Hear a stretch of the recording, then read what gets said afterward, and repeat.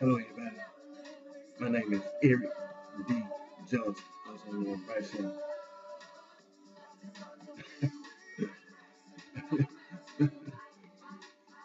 Right here in the city of Memphis, in the state of Tennessee, in the county of Shelby. And today's date, early Monday morning, August the 1st, 2016, time 2:50 a.m. And I'll continue to keep myself employed right here in this Memphis tri-state area.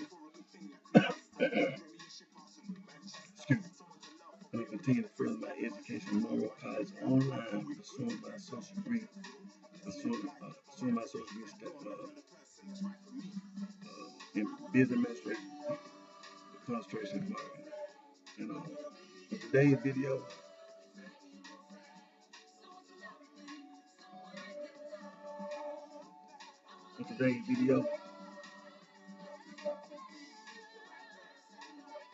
we're going to continue to talk about African traditional religion.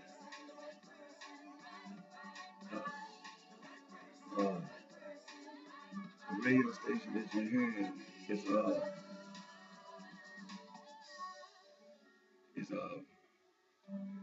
African hip hop, and it's on radio.com. And let me turn it down.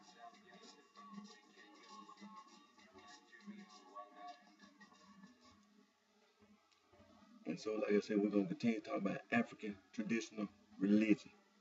African traditional religion is being taught.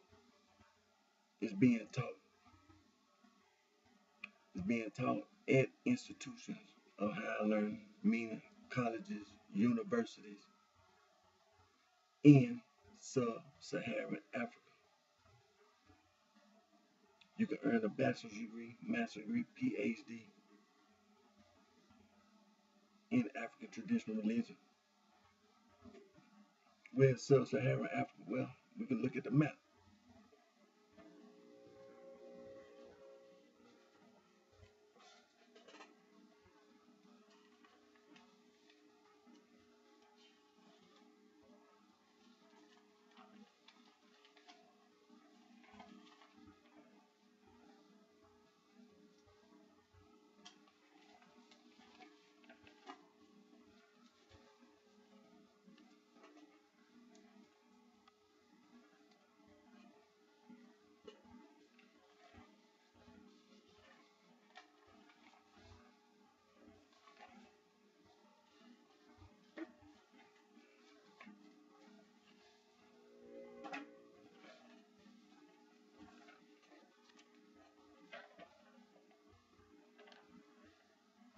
Now, as you can see, you see sub-Saharan Africa, but you see pretty much the upper half of Africa, but you see sub-Saharan Africa, what they refer to as sub-Saharan Africa. The dark orange color and the light orange color. But this map here, this is a language distribution map. And it shows the people that live on the African continent, where they're located, and the languages that they speak, their culture and things of this nature. The blue color, that's the Afro-Asiatic. The yellow color is the Nilo-Saharan. The dark orange color is the Niger-Congo A. The light orange color is the Niger-Congo B, Bantu.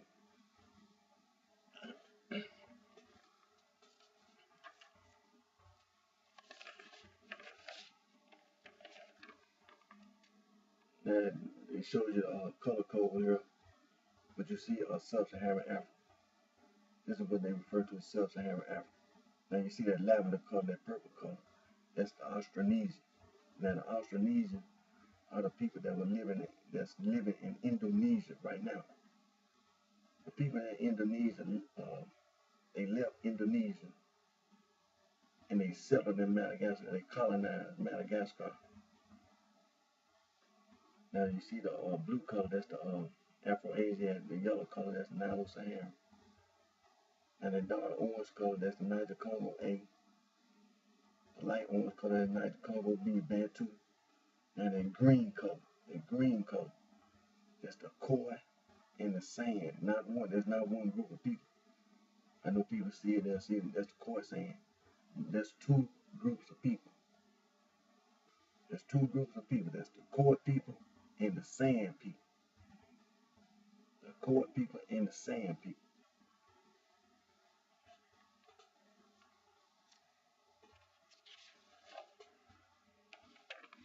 Now this is another map. Now you can see Niger Congo. You can see the Niger Congo and you see Sub-Saharan Africa.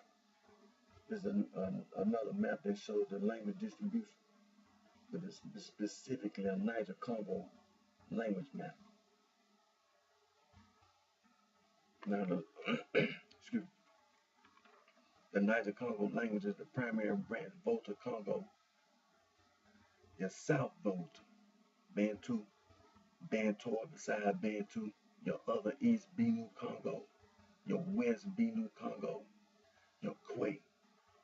Then you have your North Volta, Kru, Sanufo, your Gur Volta languages, your Adamawa, your Bunjian languages. Then you have your other primary branches, your Kordofan, your Mandi, your Atlantic, and your Dogon. Now, as you can see this map, at the very bottom, when I copied this map, it was kind of cut off at the bottom. But that's the Dogon at the bottom. There's a little part of South Africa cut off down there.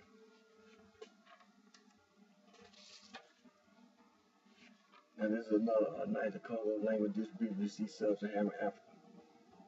This is the Niger Congo. Niger Congo.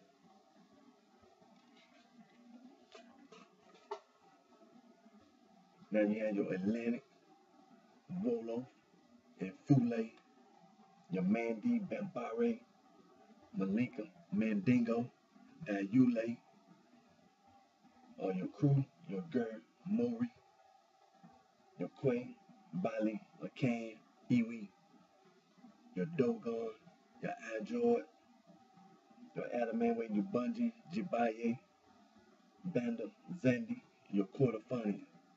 Then you have your non-Bantor, Yaruba, and Igbo. Then you have your Bantor, Fang, Tiki, Lengale, Mungo, and Kundu, Congo, Choki, Lube, Luganda, Rwanda, Burundi, Sukume, and Kikuyu. Then you have your Bantu, Swahili, Makuwe, and Yanje, Bembe, Shone, Tasange, Northern Soto, Zulu, Southern Soto, Kosa, Tiswane, and Donga, Umbundu, and there are some others. There are many others. There are many others that are not listed. But that's what we refer. That's what's referred to as Sub-Saharan Africa.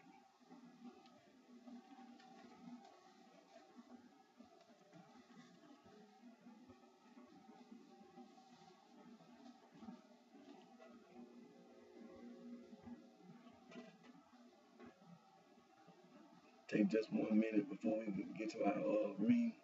We want to make sure we don't never ever that we continue to stress the importance. That we continue to stress the importance. Get in contact with the Niger Congo and inform the Niger Congo about the street gang, the drug gang in Chicago, Illinois, and in Los Angeles, California, and Mexico, Central America, South America, the Caribbean. Nobody should be intimidated. Nobody should be made to think that you're making a fool out of the Niger Congo with some so-called street gang or some kind of so-called drug gang. Get in contact with the Niger Congo and inform them of the so-called street gang and drug gang in Chicago, Illinois, the street gang, drug gang in Los Angeles, California, and other places in the Western Hemisphere, and particularly around the world. And get in contact and inform the Niger Congo. Now we're gonna get into our read.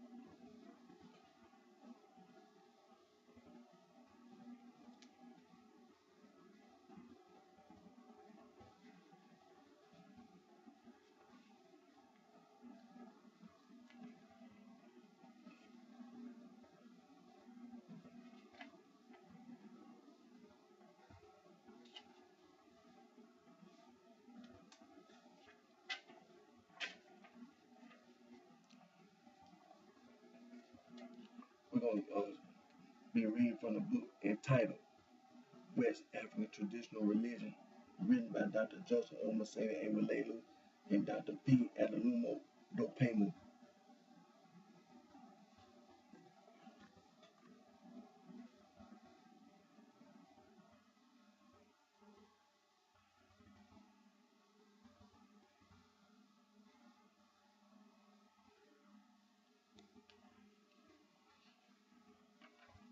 We're going to continue to read from the introduction, and we're going to continue. We're going to start our reading at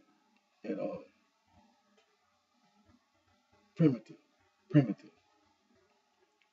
Principally, primitive means early, ancient, old-fashioned, rudimentary. Taken in this sense, the term primitive is not applicable to the Africans or any other human race today. This is because what can be regarded as the primitive man lived over the face of the world and disappeared from the world a long time ago. That was a time when the human intellect was little developed than that of the animal. It was a period when man knew very little about his immediate environment, not to talk of the invisible realm. It was also a time when man was exposed to all sorts of danger that threatened his very existence, and he battled relentlessly to subdue his immediate enemies. However, the primitive man and his religion are no longer in existence today, but the term has been abused in its use by the Western world. It has been restricted to the races considered to be backward technologically, intellectually, spiritually, and economically. Although West African religious beliefs and practices are traditional, and although it is true that some races still have some practices or customs which are much like those of old times, it is not true that customs, practices, and beliefs are not undergoing some changes and transformations, however small. They are dynamic and not static. Religion is that which is practiced by changing, dynamic, contemporary living people. It is, therefore, not appropriate to speak of the religion of any people today as primitive. West African traditional religion is a living religion and cannot be described as primitive. Excuse me. The word juju or juju is a French derivation. Originally, the word means a little doll or a small toy made like a human being.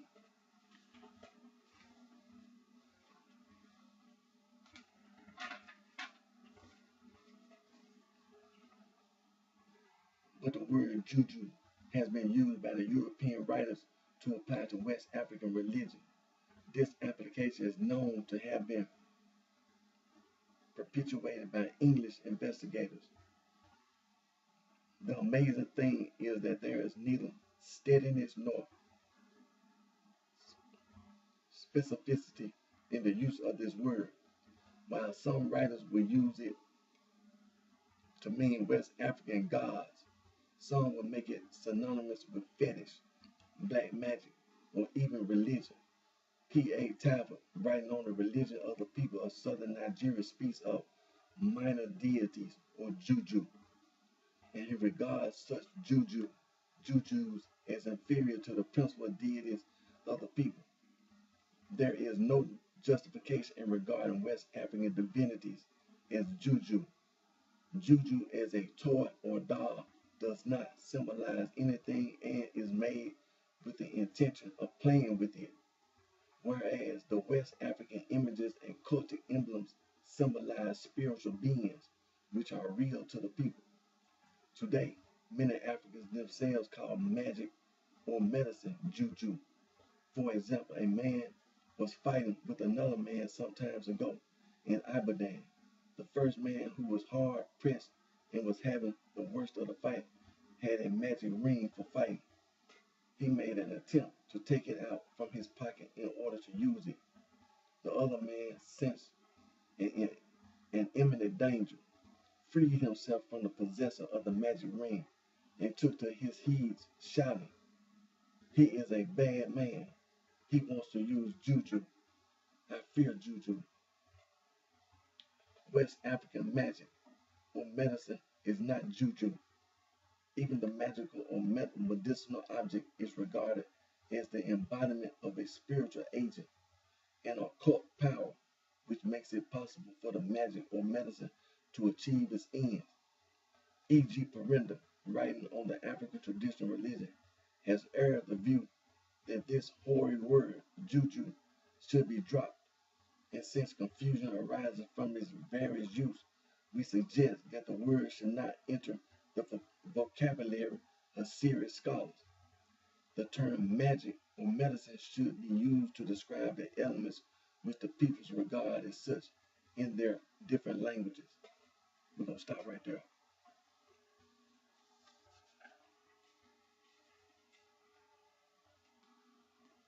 We're going to read from the introduction and the book titled West African Traditional Religion, written by Dr. Joseph Omaseda Egwulelu and Dr. P. Adalumo Dupemu.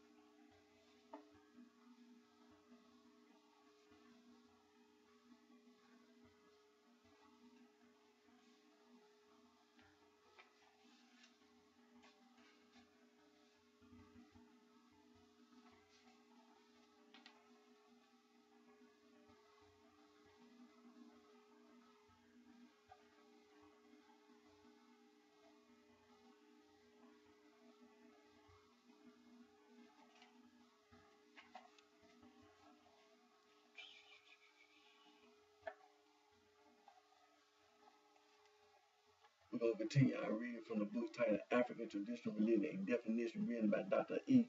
Aloja Adowu.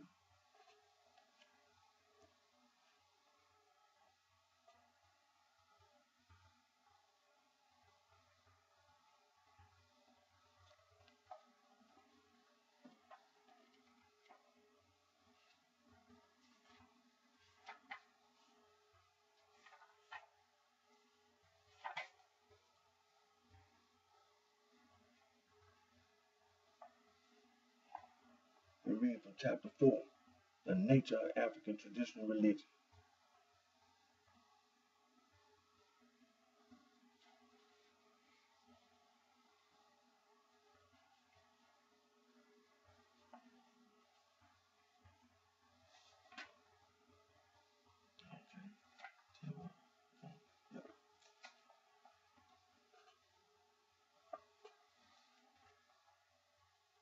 We should call attention especially to the following points.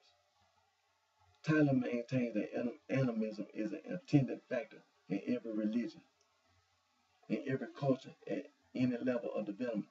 He does not confine animism to any particular race or culture.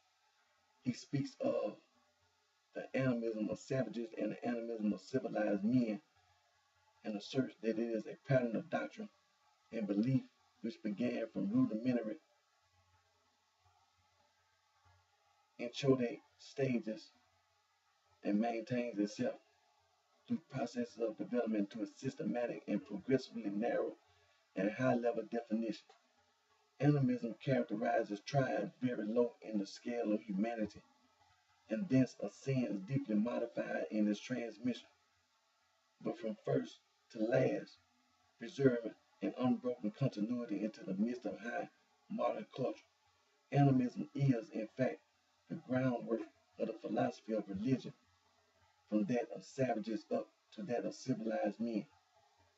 It is not clear from Tyler's work whether he is saying that man created the gods or that deity existed in an absolute sense before man came to discover the fact through animistic process.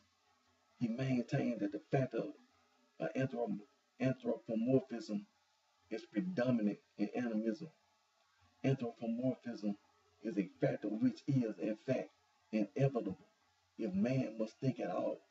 The difference between one culture and another in this regard is not one of the presence or absence of the factor, It is that of the degree or level of anthropomorphism. At this point, we must observe that most of those who employ the word animism and invoke Tyler as their patron oracle appear to have read perfunctorily the first volume of Primitive Culture without seeing the inside of the second volume, or worse still, to have derived their knowledge of Tyler's work from secondary sources. To read Tyler thoroughly and with understanding is to see that he admirably and painstakingly proves that although animism is at a lower level in certain cultures, and that it encompasses the widest area of almost everything animate and inanimate, it is not by any means limited in any culture to the general contemptible religious featurelessness and indefiniteness, which is the properly accepted meaning of the term.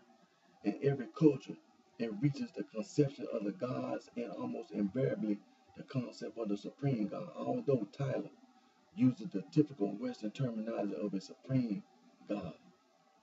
With particular references to Africa, animism is applicable in the sense that it is a doctrine of spirit and spirits. In Africa, there is no doubt that people, as everywhere, have passed or are passing through the stage of what has been called animatism, depending on the age, physical, or mental of the people concerned. That is, the process of thinking by which inanimate objects are thought to possess the active attributes of life. I remember going with my father when I was a child to collect certain herbs. When he was entering a thick bush, he asked me to wait for him at a spot. He disappeared into the bush, and immediately I became afraid because everything around seemed to be instinct with life and menacing, particularly a small anthill about 18 inches high, shaped to my imaginative sense roughly like a man with a hat complete, arrested my attention. I was the more afraid and tried to turn away my eyes, but I had to keep looking again and again at it. And each time I looked again, it appeared to have moved nearer to me. Fortunately, my father returned to me before I was worked up to the point of screaming. This is a stage through which man everywhere passes in varying degrees, and it is not to be considered the absolute monopoly of any particular race, although there are races which are generally closer to it than others.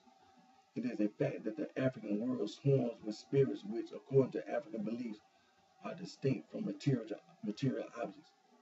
Although they reside in material objects or express themselves through material objects, sacred animals, sacred trees, sacred stones, sacred rivers, and sacred spots abound in Africa. We must, however, be careful at this point. Certain sacred objects are only symbols or emblems and no more than that. Tyler's tendency is to make animism embrace animism properly defined, fetishism and magic. There is no doubt but that the element of the prevailing presence and ubiquitousness of spirits is far more pronounced in African beliefs than in those of the regions of the intellectualists, European world. But here again, as compared with the rest of the world, it is a matter of degree.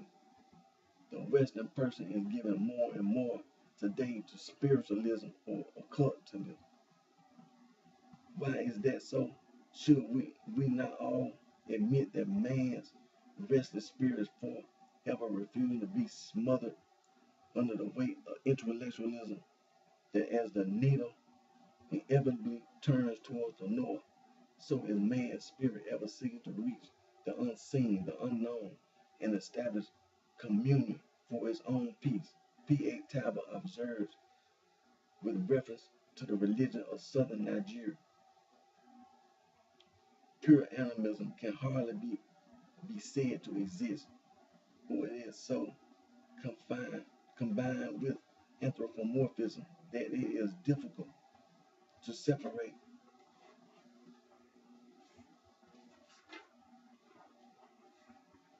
the two elements. Talbot seems to be referring here to the fact that Religion has acquired a concrete definition with a definite structure. This he makes clear in his total comments on the religion of the people. And this is the point at which most Western writers on African traditional religion allow themselves to be led astray. They are so concerned with trying to prove that Africa does not know the supreme God is known to their own cultural conception that they apply animism to Africa in the sense of the blindness of worship which addresses itself to wood and stone. There is a sense in which animism forms a viral element in the makeup religion in Africa. If animism is properly defined as in recognition of the existence of spirit or spirits and separate from the material, it is in fact a positive denial of the notion that there are people anywhere in the world whose worship is offered to material objects or natural phenomena. We accept animism as applicable to African traditional religion if it is understood in the sense of the recognition of the fact that man's spirit is in communication and communion with the divine spirit. In this sense, it refers all worship ultimately to the divine spirit. Often through ministering spirits, it recognizes that material cult objects, including buildings, can be dedicated to the divine spirit or to spirits and therefore become meet for worship. A place where man beholds the mercy seat or an object through which the world invisible is viewed, the world intangible touched, the world unknowable known, and the world inapprehensible clutched. They emphasize the fact that the divine spirit and spirits do not depend for their being on the material objects used as cult objects.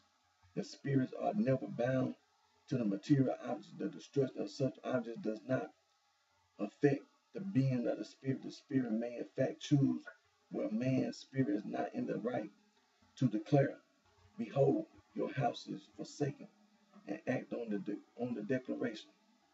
Thus, animism, properly defined, cannot be predicted as a monopoly of Africa or of any other race. However low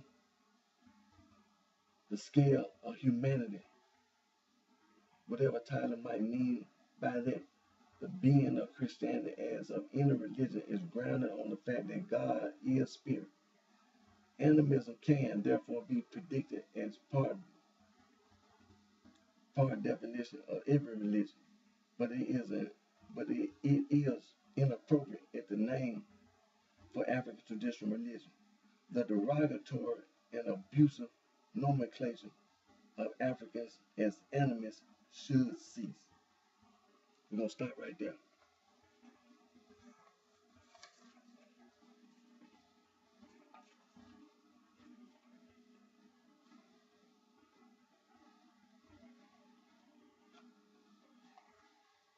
And we've been reading from chapter 4, the nature of African traditional religion. And we've been reading from the book titled African Traditional Religion, A Definition, written by Dr. E. Beloja I. Doe.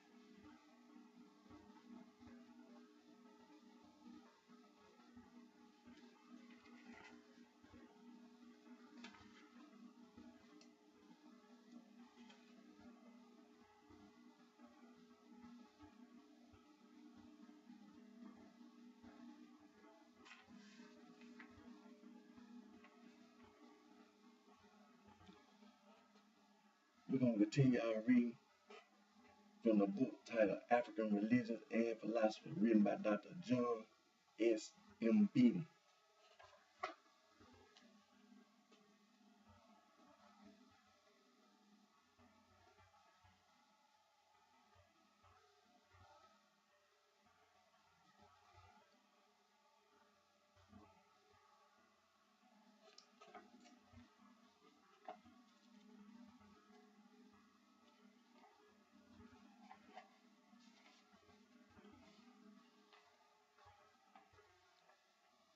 We're reading from number 15, chapter 15, specialists, medicine men, rainmakers, kings, and priests.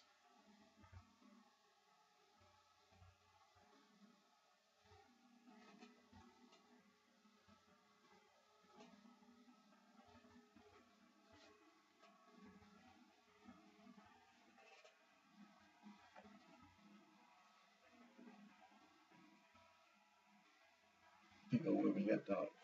There are no religious founders as far as I know. Since religion merges into the whole of life, to speak of religious founders are almost meaningless. There are national founders, however, who have a cult and religious mythology built around them, so that they are an essential part of the religious and philosophical life and attitude of their respective peoples. We may cite two examples of this development. For the Shilluk, Inyakon King is the founder of the nation, the first king, the cultural hero, and at the center of the religious activities. He is thought to have disappeared rather than died, and to be immortal. He now acts as the great intermediary between the Shilluk and God, and is believed to participate in some way in God. People make their prayers through Inyakane and have one special prayer believed to have been taught them by Inyakane himself. God and Inyakane are closely linked in the thought and activities of the people, and Inyakane is assimilated to the universe and the universe to him. It is said that the Shilluk understand the abstract notion of God through their understanding of the less abstract Inyakane. The ancestry of Inyakane is traced back to a man who came down from heaven or from a special creation of God. The Sunjo trace their religious and national life to a figure known as Kambegu. According to their myths, Kambegu just appeared among the people without parents many years ago. He lived among them, performing miracles of healing the sick, opening the eyes of the blind, ensuring good crops, and even raising the dead. He also acted as a judge, settling people's disputes, and went from one village to another, living for some years in each place. When people got tired of him, they mistreated him and even tried to kill him, forcing him to flee to other villages. Eventually he grew old, then went into his house and died there. Before dying, he instructed the people to have his body buried in a particular village or left on a rock to dry in the sun. These people did not, however, bury him where he asked to be buried, and put him in a grave in another village.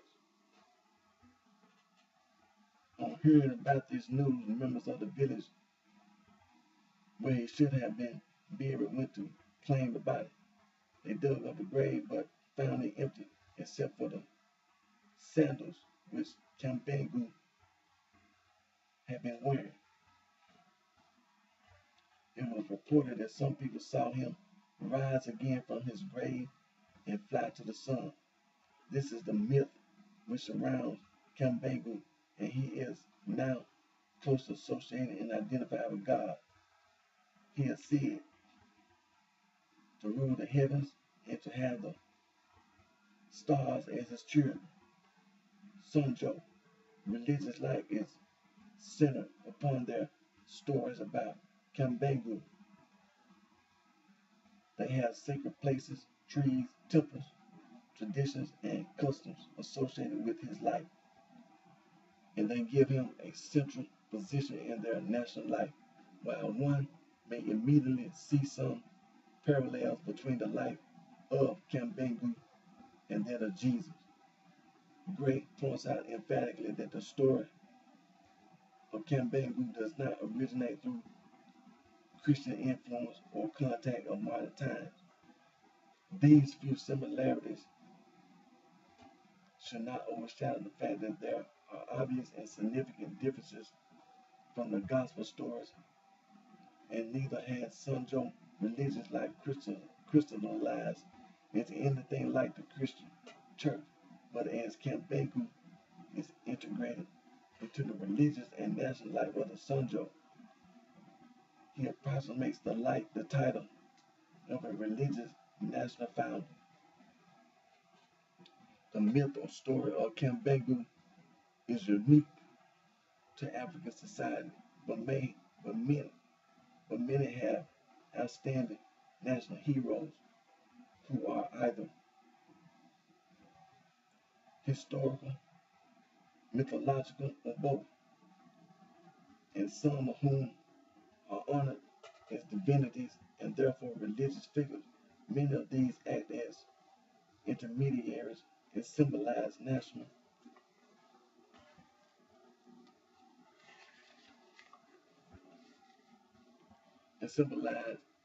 origin and unity. There are no religious reformers, missionaries, or official propagators of traditional religions and philosophy. In some societies, there were leaders who, in their time, did introduce innovation, new cultural ideas, changes, or moves which had religious implications. But these were primarily national changes rather than purely or purposely religious, and the religious elements were due to the fact that religion permeates into the whole of life. We do not know the history of traditional religions sufficiently well, however, to be able to discern or discover what religious charges have taken place and whether or not there have been reformers. These then are the religious specialists in African societies. Our list and discussion of them are not exhaustive. For example, there are family and ritual elders, operators, and initiation rites, persons like twins, hunchbacks, and mental patients who by nature of biological and environmental circumstances are treated and regarded with religious awe and respect.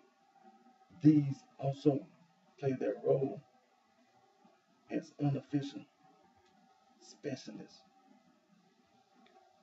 partly by what they actually do and purely by virtue of the religious attitude towards them with their communities might accord them. They are part of the religious milieu of African societies.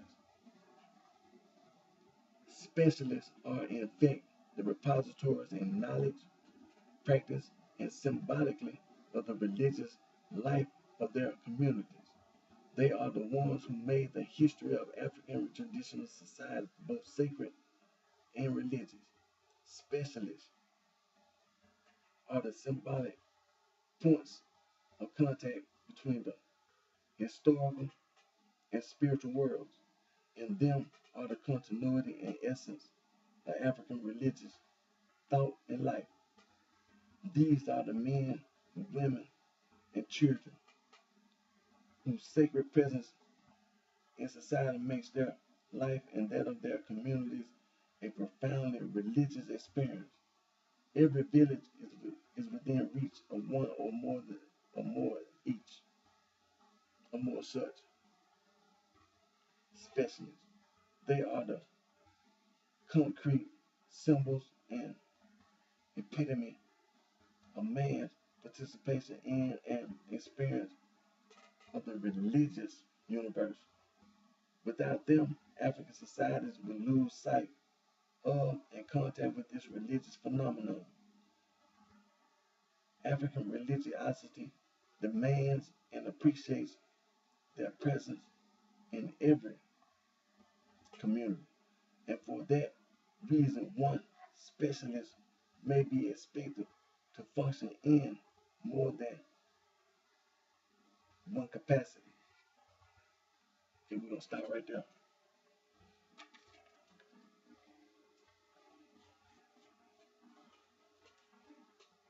And we've been reading from chapter 15, specialists.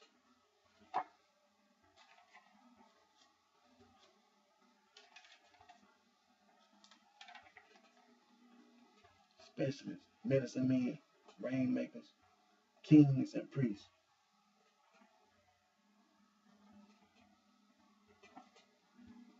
We've been reading from the book titled African Religions and Philosophy, written by Dr. John S. M. Beebe.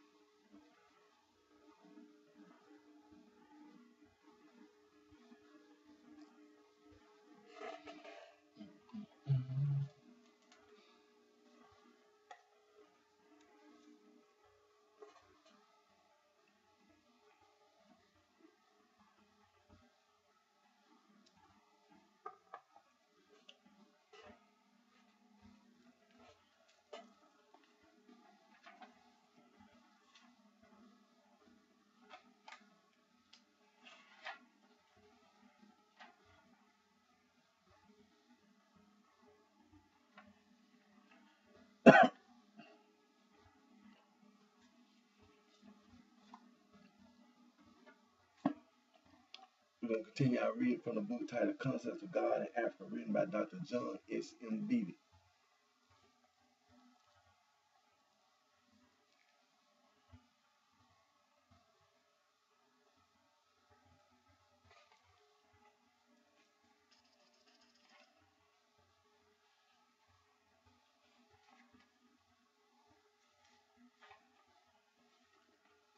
Reading from Part 4, God and Man. Number 14, the creation and original state of man.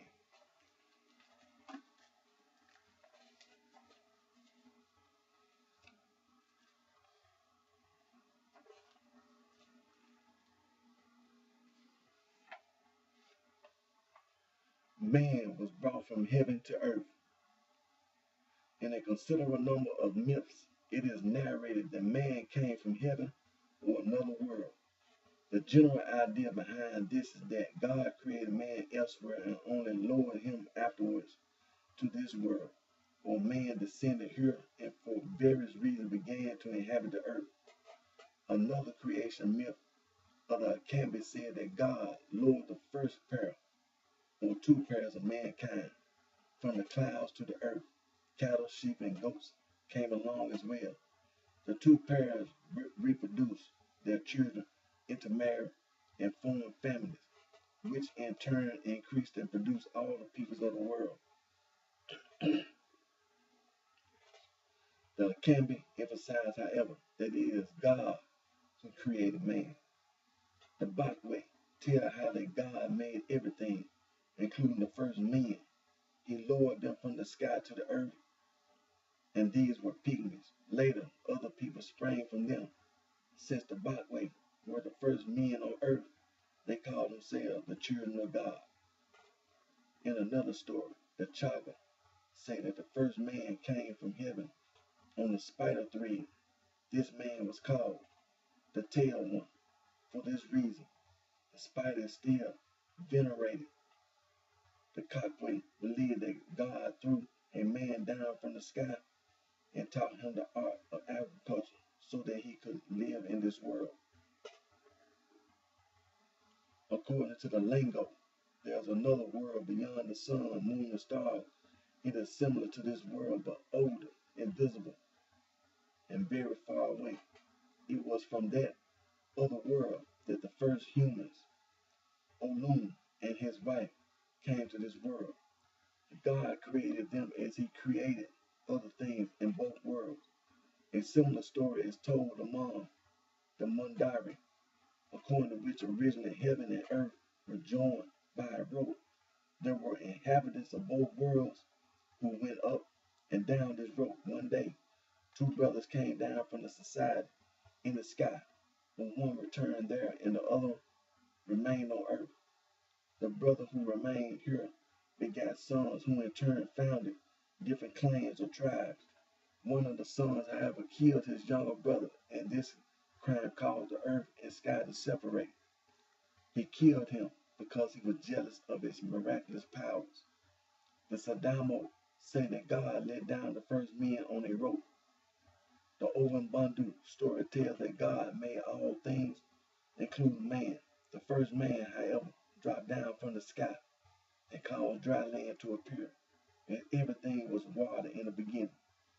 Then he began to hunt, and as he was hunting on the bank of a stream,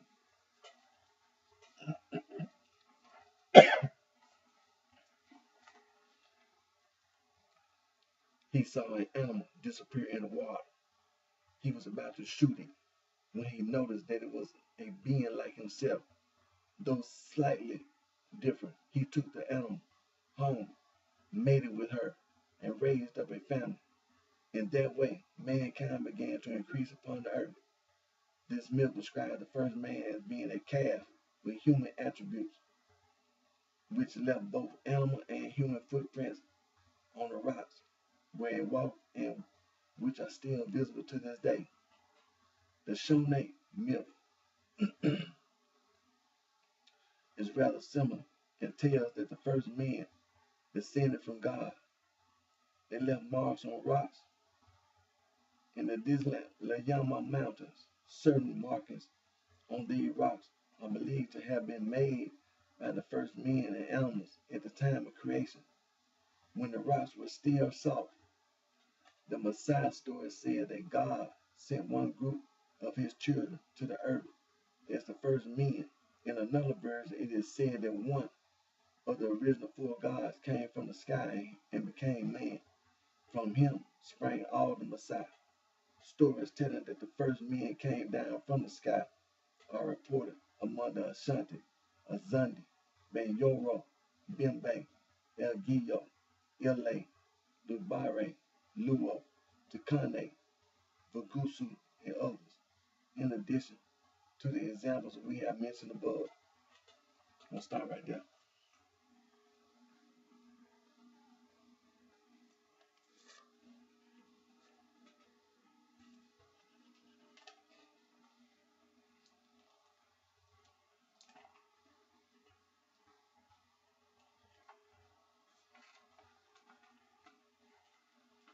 We just got to read from part 4, God and Man, number 14, the creation and original state of man.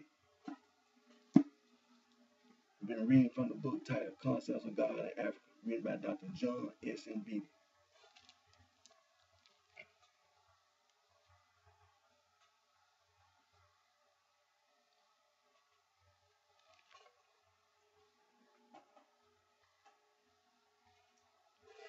When we end today's video, we made mention in the previous video when we be learning our Niger Congo languages, that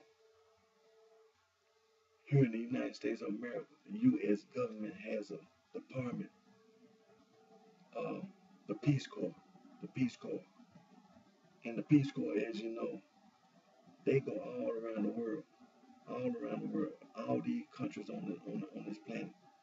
The U.S. government sends the Peace Corps to all these countries, so they have to learn the culture, the customs, the people that live in all these various countries around the world. So the languages of the people in all these various countries and nations around the world, the Peace Corps has to have knowledge of the language. So the Niger Congo languages in sub-Saharan Africa, the Peace Corps go to all these countries in sub-Saharan Africa, all the way from Senegal, Mali, Burkina Faso, Benin, Togo, Gabon, Central African Republic, you name any country, Namibia, Mozambique, South Africa, every country in sub-Saharan Africa, all the Niger Congo languages, the Peace Corps, it has knowledge of the culture and the customs of these countries and nations in sub-Saharan Africa. So we're going to go to a few, not all, but a few.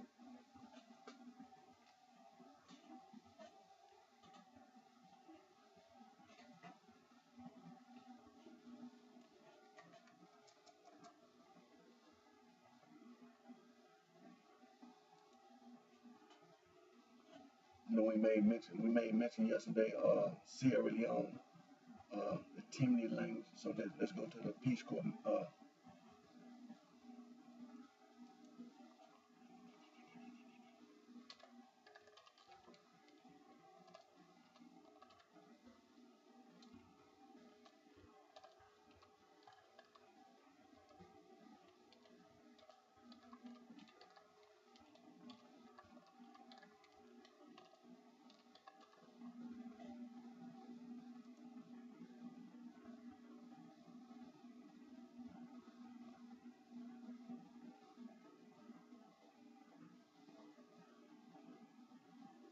Now you know that also in Sierra Leone, we know that the Niger Congo language, the Timni, but they also speak about the Creole language.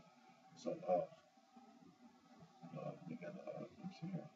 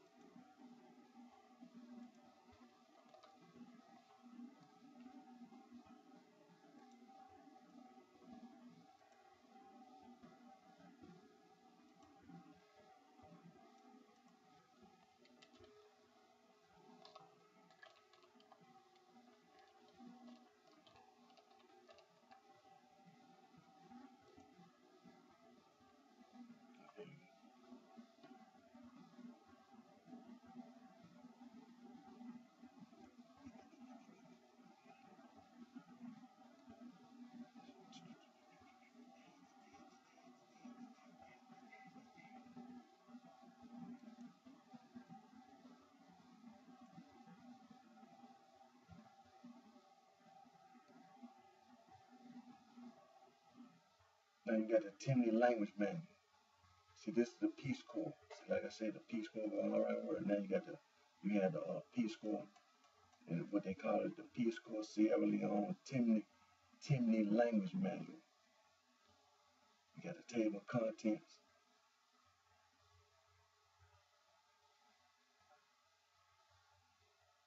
tells you about the people. The Timnis form a major tribal group in the northern province of Sierra Leone, and the majority of them are Muslim. They can be found in all the 5 districts. And it says, and it tells you the tribe is Timid rule, and it tells you about the people. It says here from history, the Timnis are believed to have migrated from the Fute Jalon Highlands, Republic of Guinea, into Sierra Leone mainly through the forces and dictates of wars and trade with other tribes from the Western Sudan. They are warlike and have maintained their cultural heritage for decades until they became Islamized by the Fulas. And it talks about secret societies. Among the Timnis are the Poro for the men and Bundo for the women.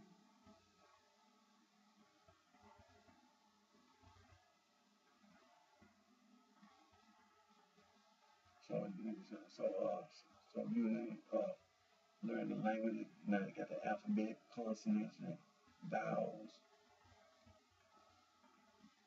See here.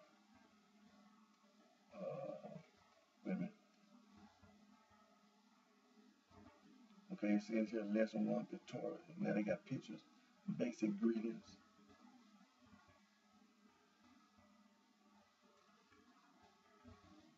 See what it says, the introduction.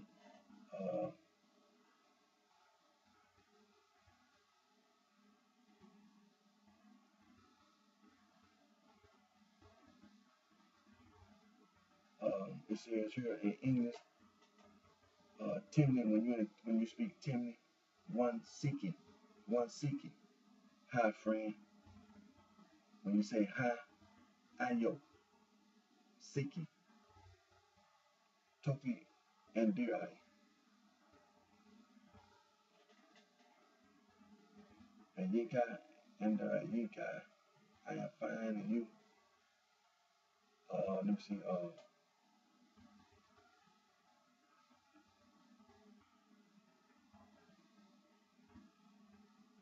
okay, let me see, Indirea, good morning, the singular plural, Nidarea, that's the plural. Then you say good afternoon. In the Timni, you say M-P-R-E-I, singular, Niparia.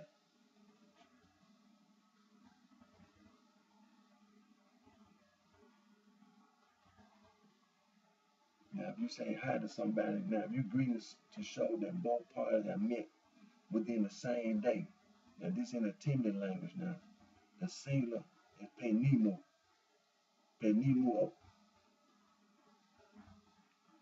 and then in the plural,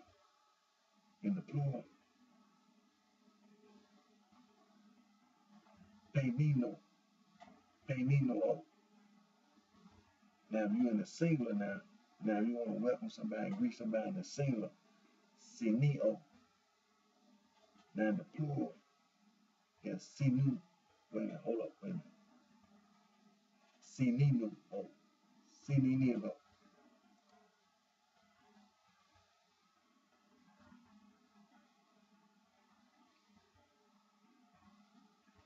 But the point we make here is the Peace Corps has a 10-year manual. So let's go to another. Let's go to Central African Republic.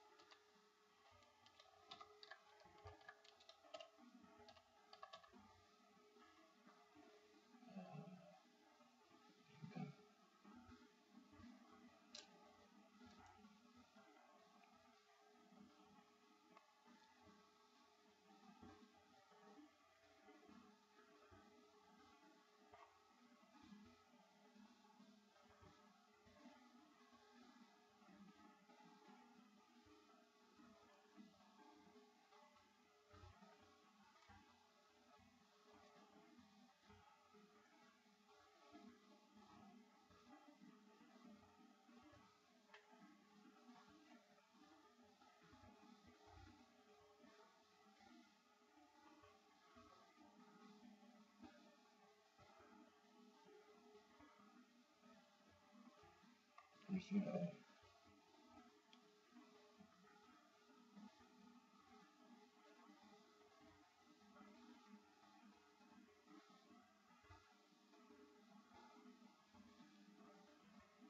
thank God.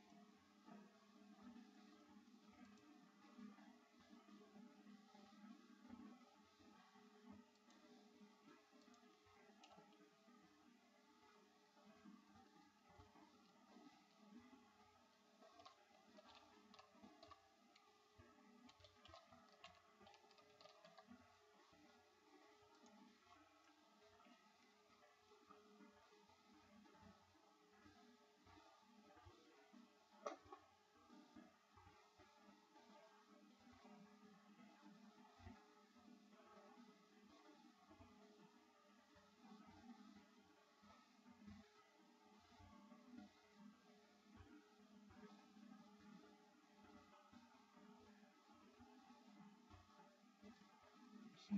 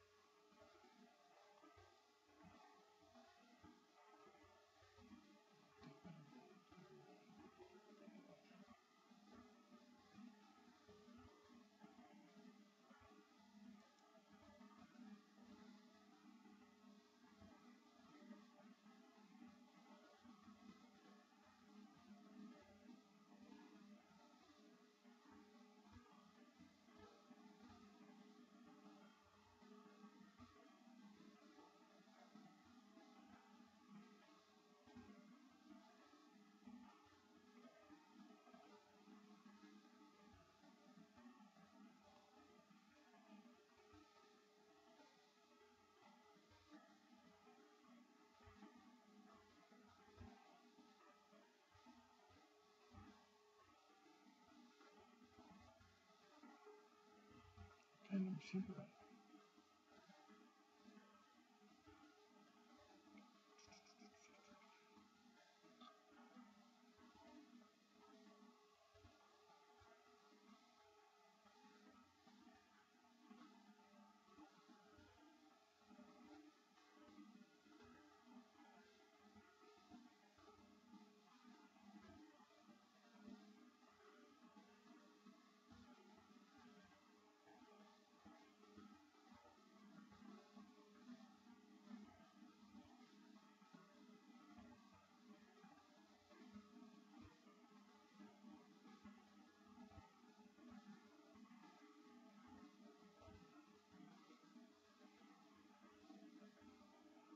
okay.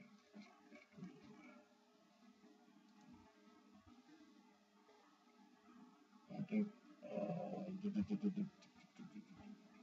I tell you, let me check some with, Cameroon. Cameroon. I don't know the Peace Corps. Since they had all the war and stuff in Central African Republic, uh, they might not have been. See, earlier today, I ain't checked out Central African Republic, but we know that the Peace Corps in the past has been there.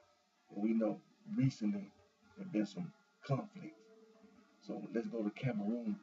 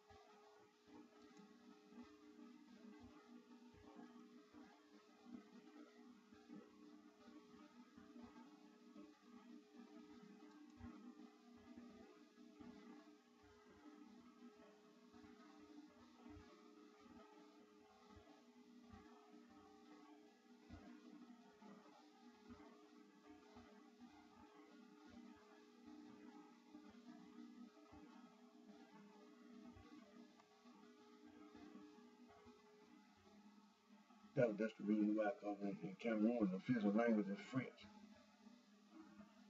But you got ethnic groups. But see, when you look it up, see, they got the website right there for all these countries. You can look up every country in the Peace Corps right there, like Peace Corps Cameroon, Peace Corps Central African Republic now. Let me see here. I think the Central African Republic might have wars and stuff.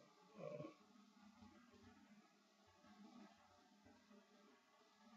but all the other countries, they don't have war. Things in there. The point is this, in all these different countries, because I done went through some of them. I ain't went through all of them. I ain't there today. I ain't really had time to go through all of them. But you can go to the Peace Corps. In the Peace Corps, they have language, man, because when they go to these countries, the people, they don't speak English. Everybody don't speak. They speak their native language.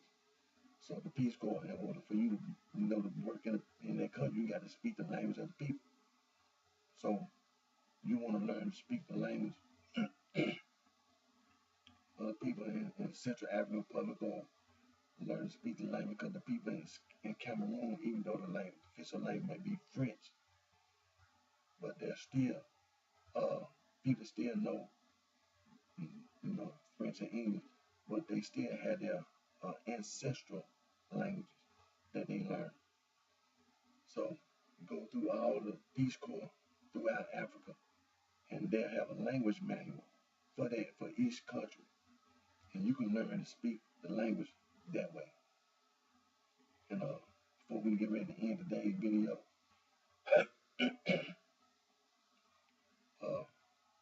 again, my name is Eric D. Johnson, also known as BrightShine. I live right here in the city of Memphis, in the state of Tennessee, in the county of Shelby. Thank all my fans, my support, for your continued encouragement and support. I'll continue to work on my entertainment, music interests. And to my next video, take care of yourself. Wish each and every one of you the very best.